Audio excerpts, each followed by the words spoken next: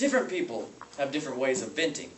Take Dewey Finn, for example, whose idea of being a substitute teacher is lashing out his rage at the small private school children. Or, on the other hand, there's Ronnie, who weeps over his sister's casket, grieving over an unbearable past. School of Rock by Mike White and Parasite Drag by Mark Roberts.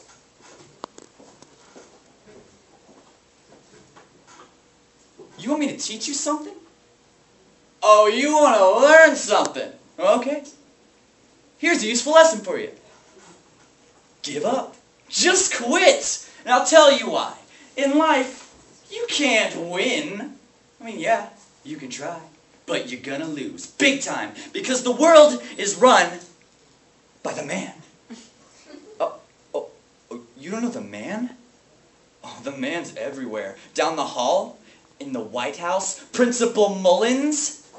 She's the man. And the man is ruining the Amazon. He's burning down the ozone layer, and he kidnapped Shamu, and he put her in a chlorine tank. And you know, there used to be a way to stick it to the man. It was called rock and roll!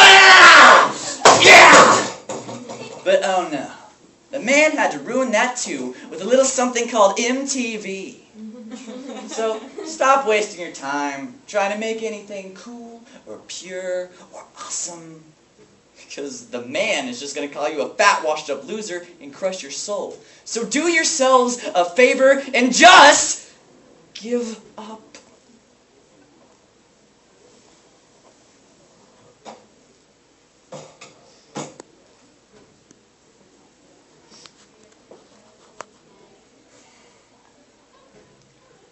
Only 80 pounds. Teeth rotted to the bone. Skin just like parchment paper. It doesn't matter what we would have dressed her in. No one would even notice. Well, how about a belt wrapped around her arm? That should get the message across. I can't look at her like this. That thing is not my sister. I don't know what that is.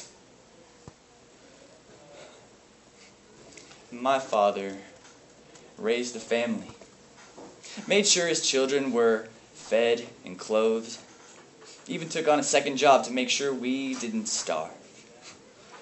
Well, that does not make up for all the other crap that he pulled. He was my father. He was Nadine's father too. So what? It's not like he didn't know any better than to sleep with his own daughter. Even dogs know not to do that. I like the fact that he'd wait until me and my brother were asleep before he'd sneak into her room every night. He'd turn on her record player so we wouldn't be able to hear all the whimpering and crying. That song was playing on the radio when I was driving, and I had to pull over just to puke. My mom, she put up with a good 5 years of that before she decided to blow her own brains out. I remember my mother laying on the floor, cigarette after cigarette.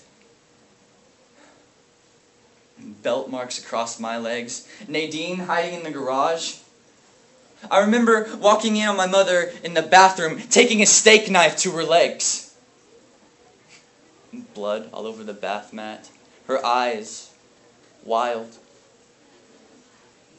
And I just stood there, holding my breath, watching my mother mutilate herself. Took her a good 5 minutes to even realize I was even in the room. She just stared right at me. Her expression didn't change. She just kept on.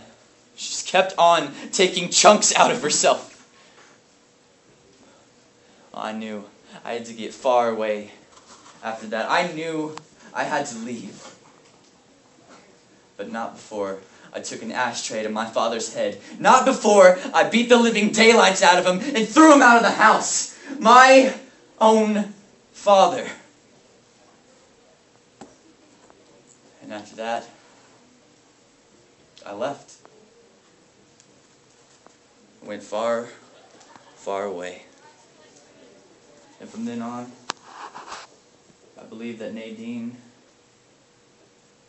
finally got a few hours of sleep at night.